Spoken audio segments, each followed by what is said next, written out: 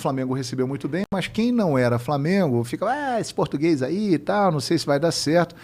E também uma parte do mundo do futebol e também da mídia um pouco mais conservadora, que ainda acha que o Brasil é o país do futebol e é o melhor futebol do mundo e a gente não tem que aprender nada com ninguém. E talvez seja por isso que a gente esteja também aí se estrepando esses anos todos em termos de ficando para trás, né? Porque a gente é meio arrogante no futebol, né? A gente acha que sabe tudo no futebol. Não, futebol, Brasil, pô. Sabemos tudo, não temos que aprender nada com ninguém. E aí chega um técnico português. A Escola Portuguesa de Treinadores é a escola hoje mais competente de treinadores do mundo há alguns anos, com técnicos espalhados pelo planeta bola.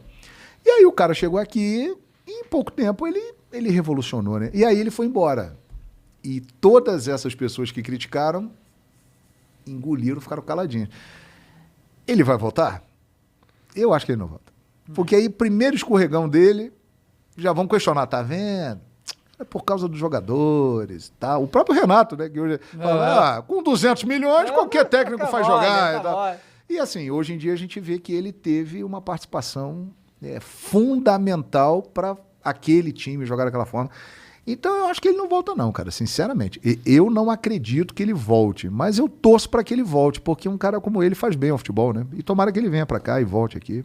Porque assim, você acredita que, por exemplo, o Abel Ferreira, o Palmeiras foi buscar lá em Portugal também por causa disso? Ah, eu não tenho dúvida disso. Vários, né? Não foi só também ele. Eu não tenho dúvida disso.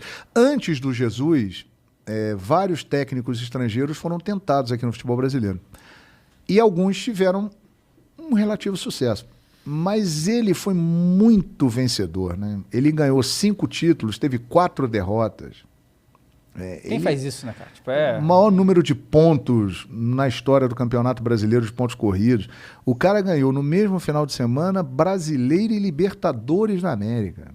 Ele levou um time que não era campeão da Libertadores 38 anos depois a ganhar a Libertadores daquele jeito que a gente viu. Então, cara, as pessoas começaram a mirar, escola portuguesa. Começou a mudar a visão do técnico estrangeiro. Isso foi ruim para os técnicos brasileiros, que começaram a perder um pouco de espaço, né? E aí eu não tenho dúvida que o Palmeiras, quando procurou alguém, olhou o Jorge Jesus, um português, tem um técnico português lá que eliminou o Jorge Jesus da Champions, então, vamos investir nesse cara que vai dar certo. E deu certo, né? Porque o Abel ganhou a Libertadores e a Copa do Brasil. Não tenho dúvida que tem influência. Um atrás do outro, né? Teve o Antônio Oliveira agora no Atlético Paranaense que fez também um bom trabalho. Ele levou o Atlético à semifinal da Sul-Americana, à semifinal da Copa do Brasil, acabou tendo uma desavença lá no clube e foi embora, mas também fez um bom trabalho. O Cudê também fez um bom trabalho, né? Sim, o Cudê no Internacional acabou saindo, foi lá pro Celta, Espanha, né? Assim, né? Mas eu acho que o Jorge Jesus,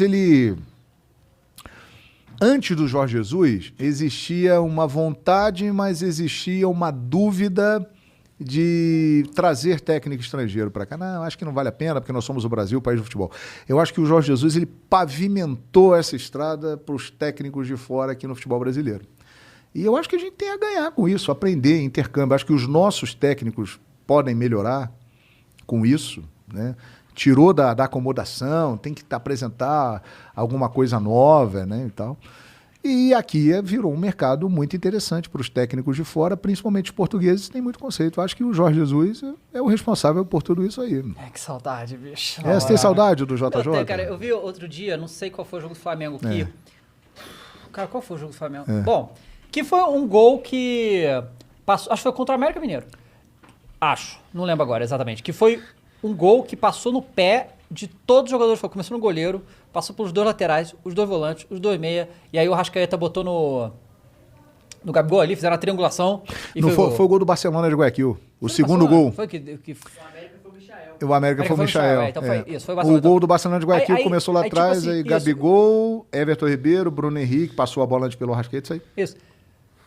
Cara, o Jorge Jesus fazia aquilo ali todo jogo, tá ligado? Eu fiquei babando aquela jogada ali, falei, cara, que bagulho incrível. O Jorge Jesus fazia o tempo todo a gente fazer aquilo ali, sabe? E assim, você destacou um ponto interessante, a forma dele se comportar na beira do campo era muito característica, né? Muito diferente. O time estava ganhando de 5-0 e ele estava louco, dando bronca nos caras, se descabelando, vambora, vamos para cima, insaciável, ele queria... o comando, a energia dele, né? A autoridade... Então, realmente foi algo muito especial, né? Um trabalho que marcou a época. Insaciável. Insaciável. Vou falar isso no próximo jogo. Insaciável. Já falei recentemente. Mas, assim, é um dos melhores trabalhos de um treinador em um clube em tão pouco tempo na história do futebol, cara. Porra. Qual treinador chegou num país que ele não conhecia e em um ano ganhou 5 títulos, teve 4 derrotas, quebrou vários recordes e mudou a história do clube que ele estava?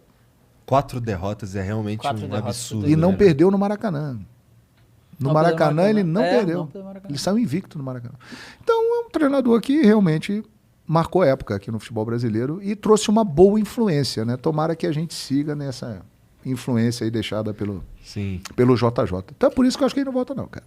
Ele não vai botar esse patrimônio todo em jogo, não. Verdade. Mesmo faz foi que nem sentido. o Zico quando veio pro Flamengo ser diretor de futebol, né? Tipo, ele veio, ele ficou um tempo e falou, cara, isso aqui não vai dar certo, meteu o pé porque ele não queria, né, que mexesse na imagem dele. A né? gente tem um exemplo, o Zico saiu rápido, assim, a gente tem um exemplo, infelizmente, do Roberto Dinamite, o maior ídolo da história do Vasco, grande jogador, extraordinário atacante, mas que acabou virando presidente do Vasco numa fase difícil e teve a sua imagem muito desgastada, né, exatamente por causa desse período dele na presidência do clube, né? Então tem que ter muito cuidado, né? Tem que estar preparado para não. O Raí no não São misturar Paulo as agora coisas. também, né? Que teve. Raí no São Paulo é um belo exemplo. O Raí, para muitos são paulinos, é o maior nome da história do São Paulo, é o maior ídolo da história do São Paulo. E acabou tendo também a sua imagem agora bastante questionada, né? Nesse momento da gestão do Leco, trazer o Daniel Alves, o